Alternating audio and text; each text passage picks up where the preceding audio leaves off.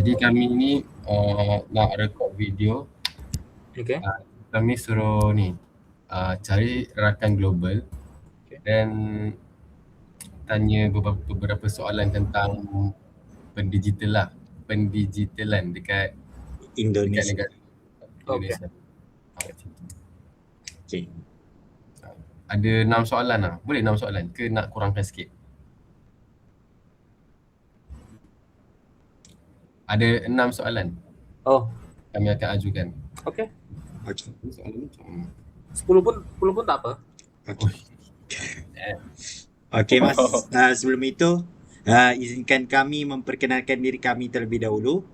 Saya sendiri Anik Hazim. Saya Muhammad Hazim Fikri. Oke, Hazim. Saya Muhammad Hamsyari. Okey. Baiklah, sebelum itu kami ingin bertanya soalan tentang Encik dululah, dari nama dan latar belakang Encik. Oke, Bismillahirrahmanirrahim. Perkenalkan, nama saya Badar Alam Kalasuba. Saya daripada negara Indonesia, lebih tepatnya saya berasal dari Pulau Jawa. Untuk latar belakang saya, pendidikan, saat ini saya menempuh pendidikan master di University Pendidikan Sultan Idris. Saya ambil course Islamic Education. Sebelumnya di Indonesia saya ambil degree di ilmu hadis dan tafsir hadis. Kalau latar belakang secara singkat, saya aktif di dunia pendidikan dan di dunia literasi. Saya juga tercatat sebagai seorang jurnalis di tebuireng.co, satu website artikel yang membahas tentang keislaman dan isu-isu terkini. Dan mayoritas hidup saya habiskan di pondok pesantren dari Ma'had. Saya setelah lulus dari sekolah rendah, kalau di Indonesia dipanggil sekolah dasar, saya menetap di pesantren hingga sebelum saya ke Malaysia. Jadi sekitar kurang lebih mulai dari 2012 hingga 2025 saya ada di pesantren. Itu. Ya, mungkin sekilas itu aja. Okay. Sebelum itu kami ingin bertanya, kami perlu panggil Encik atau Mas? Panggil Mas saja. Mas saja. Okey, baik. Mas Badar. Mas Badar. Okey. Mas Badar. Boleh. Hamsyari dengan Azim ada nak cerita latar belakang kita bertiga? Kalau latar belakang kita ni, secara singkatnya kami ni akan jadi cikgu untuk sekolah rendah lah ataupun cikgu SD. Okey. Jadi kami ni option bahasa Melayu. Oh, baik. Jadi ni baru masuk lah, umur baru 19. Oh, oke. So, FBK lah ya? Apa? Dari Fakulti Bahasa Komunikasi? Kira kayak gitu.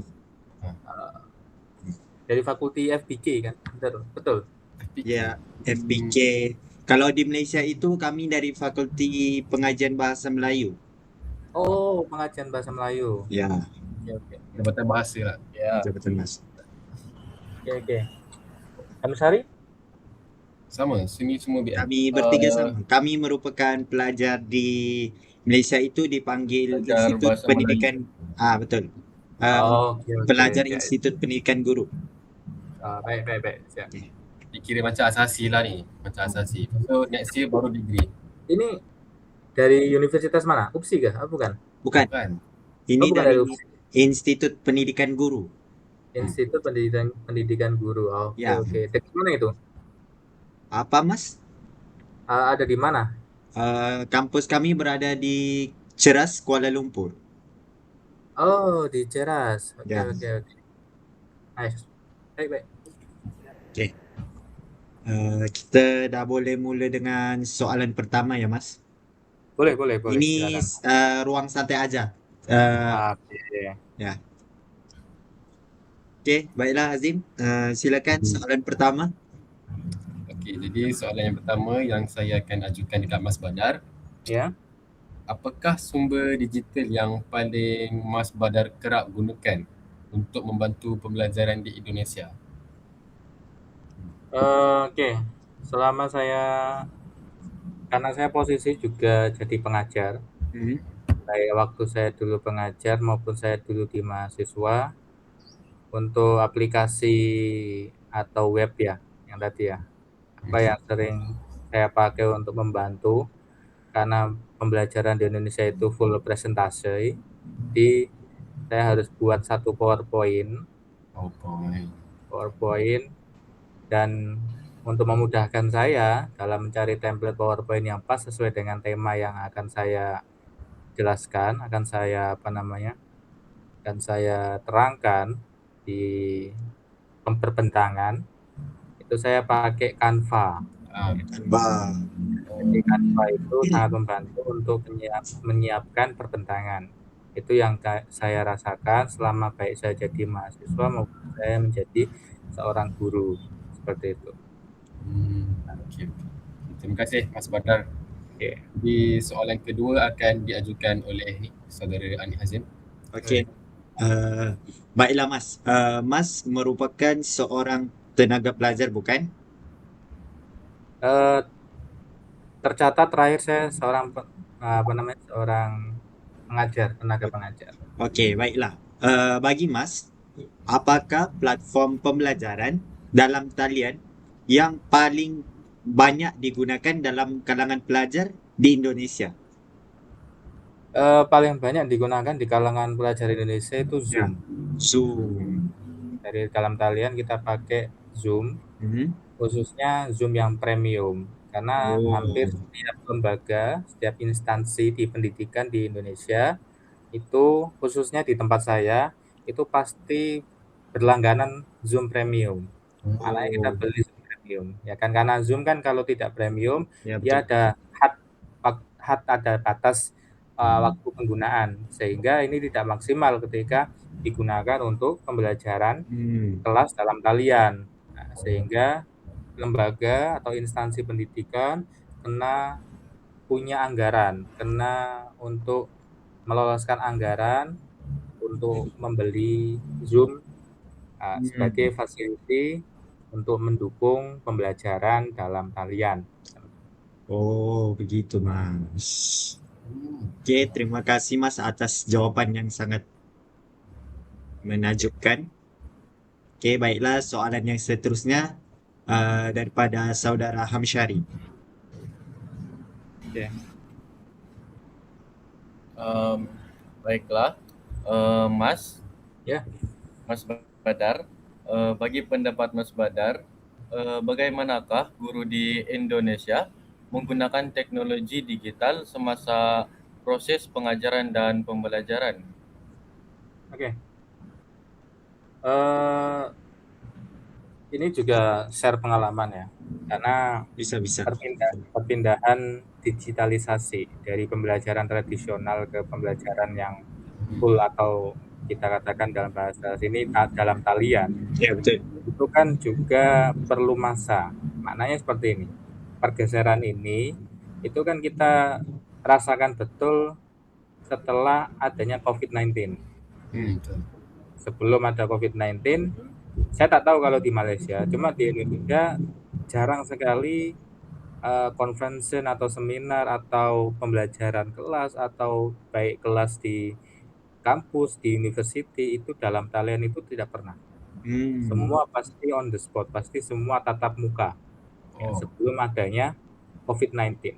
Nah, setelah adanya COVID-19 ini ada perubahan signifikan, pergeseran penggunaan media pembelajaran dalam jaringan atau dalam talian ini. Sehingga para pengajar yang ada di Indonesia yang katakanlah sudah jauh, berarti generasi di atas saya, generasi boomers mungkin ya.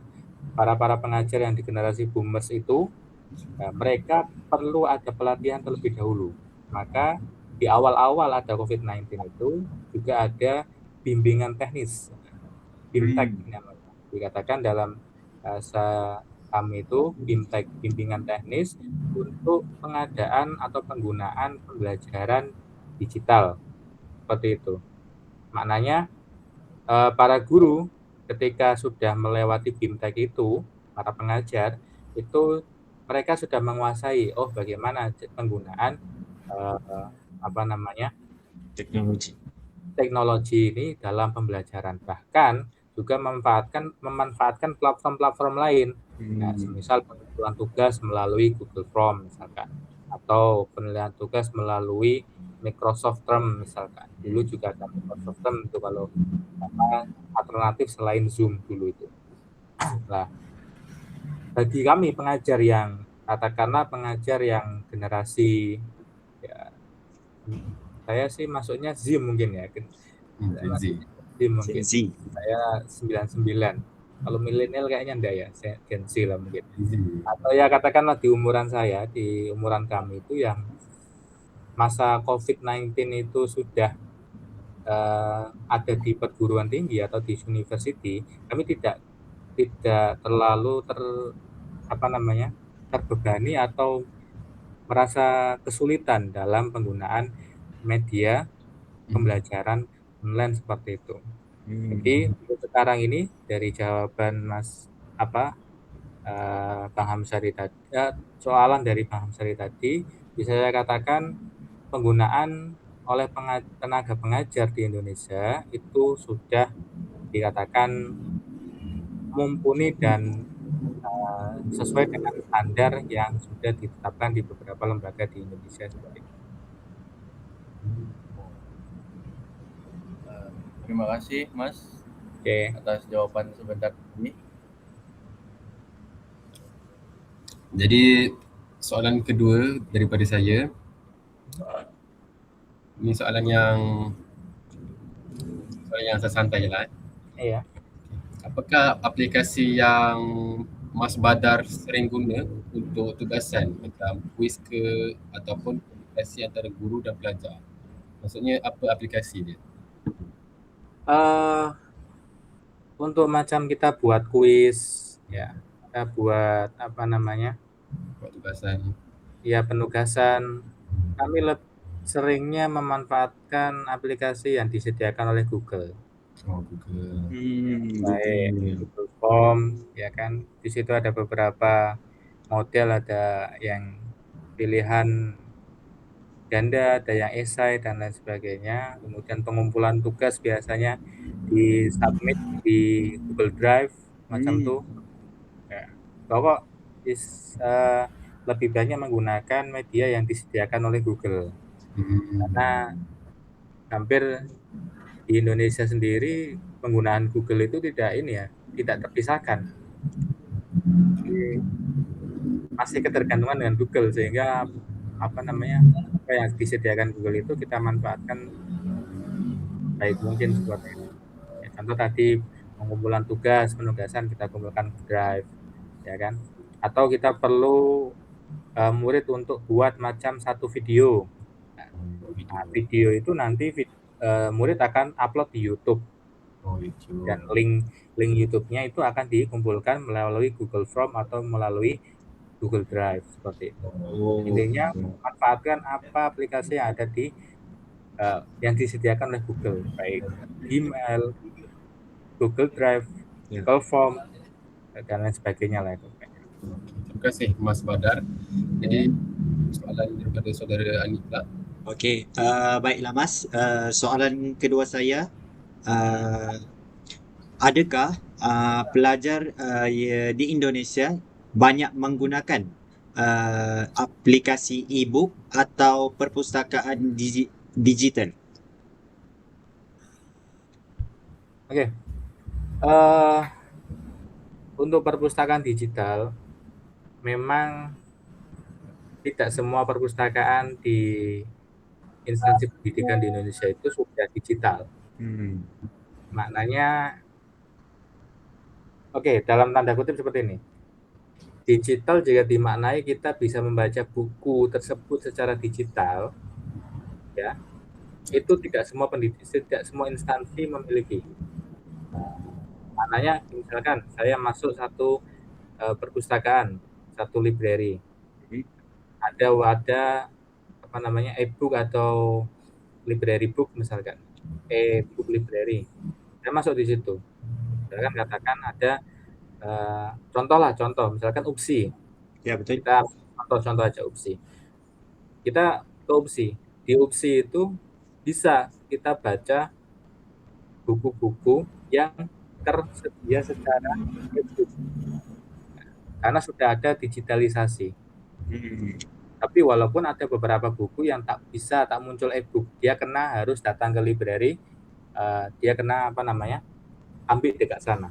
Tetapi di aplikasi itu, di UPSI Library misalkan, kita bisa tahu letak di mana buku atau sembarang referensi yang akan kita cari. Kita mencari buku tentang pedagogi misalkan. Oh, pedagogi karyanya penulisnya, autornya si Fulan misalkan. Itu ada di sebelah mana? Oh, ada di Aras 3, shelf nomor 26, sekian. Di Indonesia beberapa instansi sudah seperti itu, sudah memiliki digitalisasi seperti itu untuk penomoran buku. Tetapi tidak semua bisa dibaca secara digital. Tidak ada, e-booknya itu tidak ada. Ya, tapi aplikasinya itu ada hanya untuk sekedar mencari tahu di mana letak posisi buku itu di perpustakaan. Jadi memudahkan para pelajar, memudahkan mahasiswa, student untuk tahu, oh saya mau cari buku nih, mana buku ini ada. Tak mungkin kita keliling pusing-pusing library, itu akan membutuhkan waktu yang lama. Kita perlu website library tersebut, kita buka, oh ternyata di sini ada. Di rak nomor sekian, lantai Aras sekian, nomor buku sekian. Nah, langsung dicari, seperti itu. Lebih mudah lah aplikasi itu. Ya, lebih memudahkan. Tapi untuk e-book sendiri belum semua. Nah, tetapi ada contoh Perpustakaan Nasional Indonesia, Perpusnas, punyanya kerajaan yang ada di Jakarta, itu sudah semua sudah digitalisasi. Maknanya kita tak perlu datang ke sana untuk baca buku secara fisik. Buku secara e-booknya itu sudah ada. Kalau Perpusnas bisa, tetapi tidak semua library sudah seperti itu, karena membutuhkan waktu yang lama untuk digitalisasi. Kita kena scan lah satu-satu halaman, kita input lagi ke aplikasinya itu, ke websitenya itu. Jadi maybe mungkin 10-20 tahun ke depan semua sudah clear settle untuk digitalisasi secara serentak mungkin. Tapi untuk saat ini belum semuanya mendigitalisasi koleksi buku-buku yang ada di perpustakaan menjadi e-book yang bisa dibaca dimanapun tanpa harus mendatangi perpustakaannya. Baiklah Mas, terima kasih Mas atas perkongsian. Oke, Seterusnya soalan daripada saudara Hamsyari. Oke. Soalan yang terakhir, Mas. Baiklah Mas. Ya. Ini merupakan soalan terakhir dari kami bertiga. Oke. Jadi, Mas Badar, bagi pendapat Mas, apakah kelebihan menggunakan sumber digital dalam pembelajaran di Indonesia? Apakah kelebihan menggunakan sumber digital dalam sesi pembelajaran di Indonesia? Apakah kelebihan menggunakan sumber digital dalam sistem sesi pembelajaran? Ada sesi pembelajaran di Indonesia. Ya. Oke. Jawabannya cukup normatif ya, artinya secara umum saja, tidak secara khusus kita ambil satu sampel ya. Tetapi yang pasti penggunaan sumber digital dalam sesi pembelajaran sekarang ini bukan lagi tren, tetapi sudah menjadi satu keperluan yang mengubah landscape pendidikan modern. Seperti itu. Artinya apa? Menggantikan buku teks yang tebal dengan tablet atau komputer bukan saja meringankan bek sekolah, ya, malah membuka ruang kepada berbagai manfaat yang lain. Kalau tadi pertanyaannya dari Mas Hamsari, apa saja kelebihannya atau apa saja kelebihan menggunakan sumber digital itu? Yang pertama, pembelajaran di kelas akan lebih interaktif dan menarik.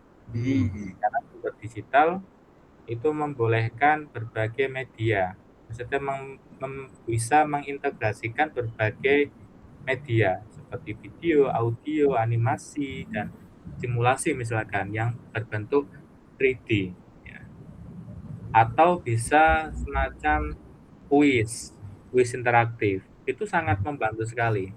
Bahkan di pengalaman saya di kelas pedagogi, di kelas master di UPSI, itu ada salah satu pensara itu suatu ketika memberikan kuis, ya, memberikan kuis melalui satu aplikasi kuis. Saya lupa nama kuisnya karena banyak sekali. Dan itu sangat interaktif sekali. Bayangkan, kami yang ibarat kami sudah berumur 25 ke atas, sudah master, itu masih menikmati dan merasa wah senang sekali dengan kuis tersebut. Karena kan di situ akan tampil, oh siapa yang sudah menjawab, siapa yang sudah betul, dia akan tampil animasinya. Oh misalkan nama Hazim, oh dia udah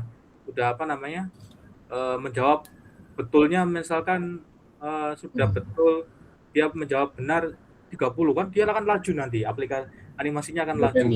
Ya, misalkan Abang Anik ternyata salah beberapa soalan. Nah, dia akan di belakangnya Hazim. Sangat menarik. Itu salah satunya. Jadi lebih interaktif dan menarik. Ya. Kedua, akses tanpa batas dan lebih fleksibel. Baik pelajar maupun guru bisa mengakses bahan rujukan di mana-mana, ya, dan kapanpun tanpa harus di waktu sekolah, nggak harus di waktu luar sekolah, di waktu luar pembelajaran kelas pun masih bisa, ya kan? Maka ibaratnya tidak ada lagi istilah, oh maaf cikgu, buku saya tertinggal dekat rumah, sudah tak ada, ya kan? Istilah itu sudah tak ada. Karena apa? Semua sudah digital. Oke, kalau buku tertinggal dekat rumah, buka sumber ini, ya. Buka sumber pembelajaran di ini sudah ada aplikasinya. You bawa laptop, you bawa HP, you kena guna itu media seperti itu, ya kan? Kemudian apa? Salah satu kelebihannya lain adalah memudahkan kolaborasi macam itu. Jadi banyak platform digital seperti Google Workspace, Microsoft Teams, apalagi ya. Bahkan penggunaan AI itu memudahkan pelajar untuk membuat tugasan kumpulan secara dalam talian seperti itu. Artinya banyak kelebihan di antara beberapa yang sudah saya sebutkan itu. Yang paling penting adalah akhirnya ada efisiensi. Efisiensi waktu, efisiensi pengeluaran uang seperti itu, ya kan? Yang dulu kalau tradisional kita kena beli buku lah, kita kena beli kertas, kita kena beli untuk drawing dan lain sebagainya, itu bisa diminimalis dengan penggunaan media pembelajaran dan punya tadi mobility untuk aksesnya lebih fleksibel dan tanpa batas.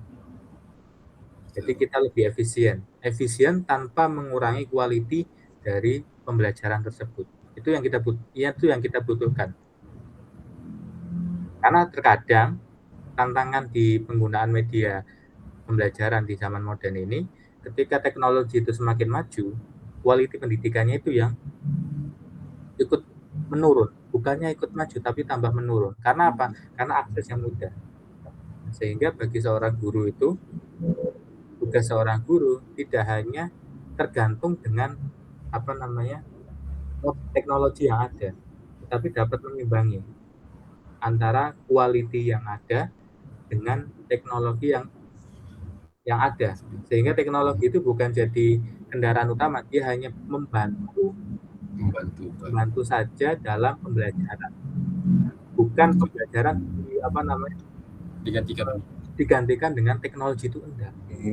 Tapi teknologi membantu kita dalam pembelajaran. Sehingga esensi dari pembelajaran, esensi dari mentransfer sebuah ilmu kepada anak didik, itu tetap sesuai dengan esensi yang ada. Nah, dimudahkan dengan kemajuan teknologi seperti itu. Kurang lebih seperti itu. Oke.